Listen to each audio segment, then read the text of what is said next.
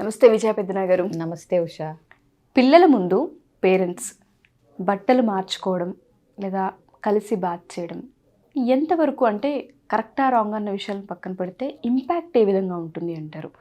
నేను ఈ క్వశ్చన్ ఎందుకు రేస్ చేశానంటే ఇప్పటి పిల్లలకి చాలా కంపారిజన్స్ ఉన్నాయండి. మనం చాలాసార్లు టాపిక్స్ కూడా మాట్లాడున్నాం కాబట్టి ఇది నేను అడుగుతున్నాను, ఎటువంటి ఇంపాక్ట్ వాళ్ళ బ్రెయిన్ పైన వాళ్ళ బిహేవియర్ పైన పడే అవకాశం ఉంటుంది? ఇది చాలా సెన్సిటివ్ టాపిక్ ఉషా.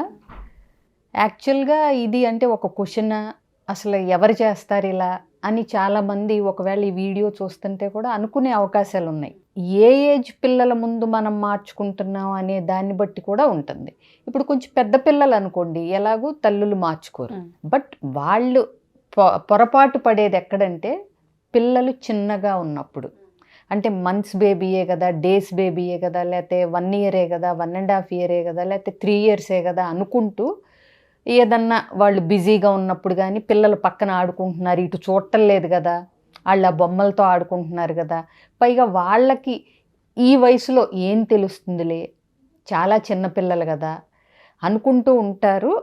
దానివల్ల ఏంటంటే హడావిడిలో ఇప్పుడు ఎక్కడికన్నా, ఇప్పుడు ఫర్ ఎగ్జాంపుల్ పిల్లల్ని హాస్పిటల్కే తీసుకెళ్దా అనుకున్నాం, గబగబా ఇవ్వటానికి చిన్నపిల్లలు 1.5 ఇయర్ ఏం తెలుస్తుందిలే, 2 ఇయర్స్ అని చెప్పి అక్కడే మార్చేసుకుని రెడీ అయిపోయి గబగబా హడావిడిగా వెళ్ళిపోవచ్చు. బట్ ఏంటంటే పిల్లల్లో అప్పటికప్పుడు ఏమీ తెలియకపోవచ్చు, చూసినా చూడనట్టుగా ఉండొచ్చు. బట్ ఏ వయసు పిల్లల్లో అయినా, అసలు ఈ జనరేషన్ అయినా ఏ జనరేషన్ అయినా, అసలు పిల్లలు అంటేనే వాళ్ళకు ఉండే మొట్టమొదటి ప్రాథమిక లక్షణం క్యూరియాసిటీ. అన్నీ ఎక్స్ప్లోర్ చేయటం, ఏంటని తెలుసుకోవటం, ఆశ్చర్యంగా చూడటం, వాటి మీద ఇట్లా ఉంటుంది. అప్పటికప్పుడు వాళ్ళ దృష్టి ధ్యాస పేరెంట్స్ మీద పడిన ఇలాంటప్పుడు అప్పటికేం ఇంపాక్ట్ ఉండకపోయినా ఆ తర్వాత వాళ్ళు నెక్స్ట్ ఆడుకునేటప్పుడు కానీ, లేకపోతే ఇంకొక పిల్లల్ని చూసినప్పుడు కానీ, ఆంటీస్ అంకుల్స్ వచ్చినప్పుడు కానీ తెలియకుండా కంపారిజన్, అంటే ఒకళ్ళు లావుగా ఉండొచ్చు, ఒకళ్ళు సన్నగా ఉండొచ్చు, ఒకళ్ళు పొట్టిగా ఉండొచ్చు, ఒకళ్ళు పొడవుగా ఉండొచ్చు. ఇమీడియట్గా పిల్లల మైండ్లో ఈ పిక్చర్ వచ్చే అవకాశం ఉంటుంది మదర్ది. మనం చాలా చిన్నపిల్లలు కదా అనుకుంటాం. అసలు ఇంకా చెప్పాలంటే ఫ్రాయిడ్ థియరీలో, అంటే చాలామంది ప్రతి థియరీ సైంటిస్టులు చెప్పినప్పుడు సైకాలజిస్టులు ఏంటి, ఏ థియరీనైనా కొంతమంది ఏకీభవిస్తారు, కొంతమంది కొట్టిపారేస్తారు, కాదంటారు. బట్ ఫ్రాయిడ్ సైకోసెక్షువల్ స్టేజెస్ అని ఒక థియరీ ఉంటుంది. దానిలో అసలు అతను చెప్పేదైతే డేస్, అంటే పుట్టిన ప్రతి నేటల్ స్టేజ్లో కూడా వాళ్ళకి అంటే సెక్షువల్ రిలేటెడ్ జోన్స్ ఉంటాయి, ప్లెజర్ ఉంటుంది.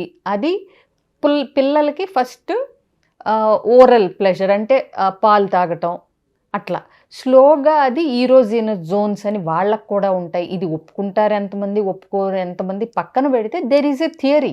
ఓకే. ఇంకొకటి ఎక్కువ డీప్గా వెళ్ళను నేను, బట్ ఇంకోటి ఈడిపస్ కాంప్లెక్స్ అని, ఎలక్ట్రా కాంప్లెక్స్ అని వినే ఉంటావు నువ్వు. ఎస్పెషల్లీ ఎలక్ట్రా వినకపోయినా ఈడిపస్ కాంప్లెక్స్ జనరల్గా అంటే ఏంటంటే ఒక బాయ్ చైల్డ్కి మదర్ మీద పొసెసివ్నెస్. ఎలక్ట్రా కాంప్లెక్స్ అంటే ఒక గర్ల్ చైల్డ్కి ఫాదర్ మీద కాంప్లెక్స్, పొసెసివ్నెస్. అంటే పొసెసివ్నెస్తో పాటు సేమ్ సెక్స్ పేరెంట్ మీద కోపం. అంటే ఏంటి, అబ్బాయికి అయితే నాన్న మీద కోపం. ఎందుకు? అమ్మతో నాన్న ఎక్కువ క్లోజ్గా, అమ్మ నాన్నతో ఎక్కువ క్లోజ్గా ఉంటుంది కాబట్టి. అట్లాగే పాపకి తల్లి మీద కోపం, ఎందుకంటే ఫాదర్తో, అంటే నాది ఏదో అమ్మ తీసుకెళ్ళిపోతుంది, అది బొమ్మలాగా అయినా ఏదైనా సరే. చాలా మీరు అసలు క్యాజువల్గా అబ్జర్వ్ చేస్తే చూడండి, పక్కన వచ్చి కూర్చుంటే పిల్లలు వాళ్ళని తోసేసి మరీ వీళ్ళే వాళ్ళ ఒళ్ళో కూర్చోవాలి, మధ్యలో కూర్చోవాలి అనుకుంటా ఉంటారు. అవునా? మరి ఇది ఏదో కాంప్లెక్స్ ఉండబట్టే కదా నాన్న నా సొంతం అని కూతురు అనుకోవటం, అమ్మ నాకే ఎక్కువ కావాలి, నువ్వు పక్కకు కాంపిటీషన్ లాగా ఫీల్ అవుతారు తెలియకుండా. ఈ కాంప్లెక్స్లు ఉంటాయి. అలాంటప్పుడు ఇలాంటివి హడావిళ్ళలోనో లేకపోతే ఏదన్నా చేసినప్పుడు ఏంటంటే చిన్నపిల్లలే కదా అని ఫస్ట్ పొరపాటుగా ఇక నుంచైనా ఒకవేళ అనుకుంటుంటే ఎవరైనా అనుకోవాల్సిన అవసరం లేదు. ఏదైనా ప్రైవసీ అనేది మెయింటైన్ చేయాలి బట్టలు మార్చుకునేటప్పుడు. ఇంకోటి, ఒట్టి తల్లిదండ్రులనే కాదు, అమ్మమ్మలో నానమ్మలో ఇంట్లో ఉన్నప్పుడు కూడా ఏం చేస్తారంటే చిన్న మనవడో మనవరాలో ఉన్నప్పుడు కూడా క్యాజువల్గా ఇలాంటివే జరుగుతూ ఉంటాయి. అవునా? అవును. సో ఇవి తెలియని క్యూరియాసిటీ క్రియేట్ చేస్తాయి ఫస్ట్ స్టేజ్లో. ఓకే. తర్వాత వాళ్ళు తోటి పిల్లలతో కంపారిజను, వాళ్ళకంటే కొంచెం పెద్ద పిల్లలతో పోల్చి చూసుకోవటం, ఇది గనక అంటే ఎక్కువగా ఉంటూ ఉంటే గనక. అలాగే ఇప్పుడు ఇది ఒక టాపిక్ లాగా ఇది నువ్వు అడిగావు ఎందుకు అని నాకు అనిపిస్తుందంటే, ఇప్పుడు పిల్లల చేతుల్లో ఫోన్లు ఉన్నాయి. ఎగ్జాక్ట్లీ. నేను అందుకే ఎందుకు అంటే వాళ్ళకి ఇది ఏంటి అని ఇంట్రెస్ట్ కలిగినప్పుడు ఎవరిని అడగక్కర్లేదు, డైరెక్ట్ మొబైల్లో వాళ్ళు టైప్ చేసినా ఒక చిన్న వాయిస్ నోట్ ఇచ్చినా ఇన్ఫర్మేషన్ ఇచ్చేస్తుంది. ఎగ్జాక్ట్లీ. సో ఇప్పుడు ఇదే కంటిన్యూ అవుతూ పిల్లలు కొంతమంది ఏమో డైవర్ట్ అయిపోతారు, కొంతమంది డీవియేట్ ఉంటుంది. బట్ కొంతమందికి ఆ క్యూరియాసిటీ లెవెల్స్ ఎక్కువ ఉంటే కనుక దాని గురించి మాట్లాడటం కానీ, పిల్లలు మాట్లాడుకోవటం కానీ, మీ అమ్మ ఎలా ఉంటుంది, మా అమ్మ ఎలా ఉన్నారనో, మా అమ్మమ్మ ఎలా ఉందనో మాట్లాడుకునే అవకాశాలు కూడా ఎక్కువగానే ఉంటాయి. ఎందుకంటే వాళ్ళకి ఏం మాట్లాడాలో ఏం మాట్లాడకూడదో తెలియదు, క్యూరియాసిటీ ఎక్కువ ఉంటుంది. ఇప్పుడు చూడండి, పిల్లలు బొమ్మల పెళ్ళిళ్ళు ఆటలు ఆడతారు. ఎవరు చెప్తారు వాళ్ళకి ఆడుకోమని? మా అప్పటి నుంచి ఆడుకున్నాం మేము కూడా. అంటే ఏంటి, ఒక పెళ్ళి చూసొచ్చి బొమ్మల పెళ్ళిళ్ళ ఆట ఆడుతున్నాం. True ma'am.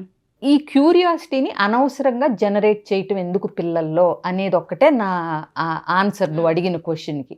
ఎందుకంటే సైకలాజికల్గా మెంటల్గా మీకు తెలియని చేంజెస్ వాళ్ళల్లో జరుగుతూ ఉంటాయి కాబట్టి అది ఇప్పటి వరకు మీకు తెలియకుండా క్యాజువల్గా జరుగుతున్న చర్య అది. దీని ఇంపాక్ట్ పిల్లల మీద ఉంటుంది అని తెలుసుకుంటే చాలు.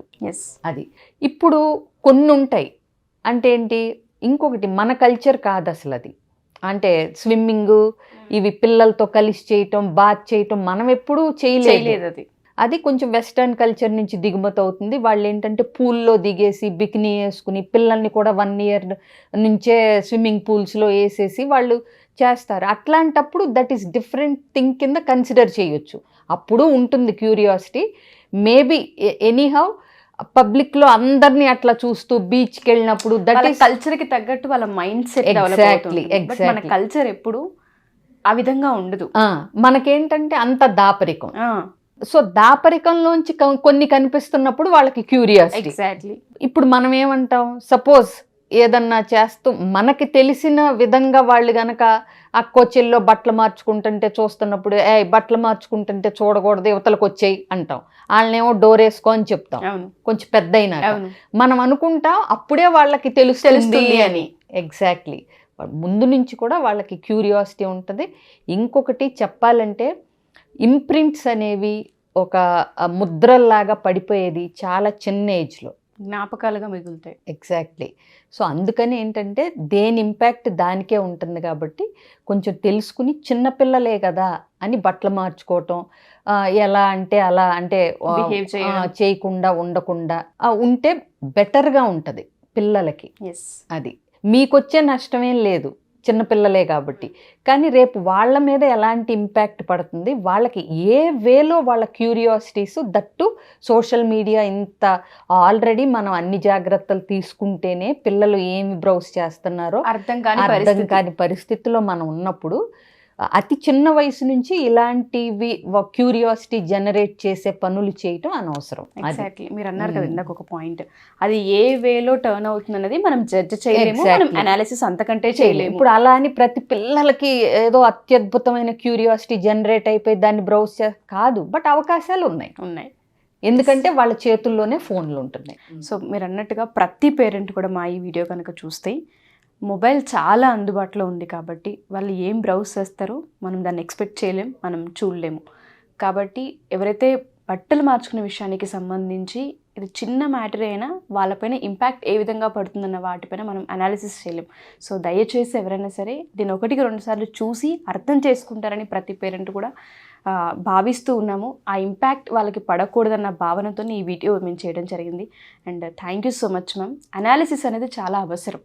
మీరు చాలా బాగా క్లియర్గా ఎక్స్ప్లెయిన్ చేశారు ప్రతి point to point. So impact అన్నావు కదా ఉషా, ఇప్పుడు అలాంటి సంఘటనలు ఏదన్నా చూసినప్పుడు ఆ పిల్లల బుర్రలో క్యూరియాసిటీ జనరేట్ అయ్యి ఏదన్నా ఒకటి స్ట్రైకింగ్ ఫీచర్ లాగా కనిపించినప్పుడు రేపొద్దున తర్వాత తోటి పిల్లల్లో కానీ స్కూల్లో కానీ ఆ క్యూరియాసిటీతో అది వాళ్ళల్లో వెతికే అవకాశాలు ఇలా కూడా ఉండొచ్చు. చాలా ఎక్కువగా కనిపిస్తుంటుంది. ఇప్పుడు ఇంట్లో సేమ్ జెండర్ పిల్లలు లేరనుకోండి, అంటే ఇప్పుడు ఒక అబ్బాయి ఉంటే చెల్లి లేదనుకోండి, ఉంటే ఇక్కడే అంటే వెతికే అవకాశాలు కూడా ఉంటాయి. సో ఏదైనా ఏంటంటే క్యూరియాసిటీ జనరేషను, అన్నెసరీ థాట్స్ ఇచ్చేయటం, పిల్లలే కదా అని అనుకోవటానికైతే లేదు. వాళ్ళలో ఉండే భావనలు, వాళ్ళ మెంటల్ ఇది ఏ లెవెల్కి తగ్గట్టు ఆ లెవెల్ ఉన్నా ఇవన్నీ చేయకుండా ఉంటేనే బెటర్. ఎగ్జాక్ట్లీ. ప్రతి పేరెంట్ కూడా దీన్ని గ్రహించి అర్థం చేసుకుంటారని ఖచ్చితంగా నేను అనుకుంటున్నాను. థ్యాంక్ యూ విజయ్ గారు, thank you so much. Suman టీవీలో మీ పర్సనల్ అండ్ బిజినెస్ ప్రమోషన్స్ కోసం కింది నెంబర్కి కాంటాక్ట్ చేయండి.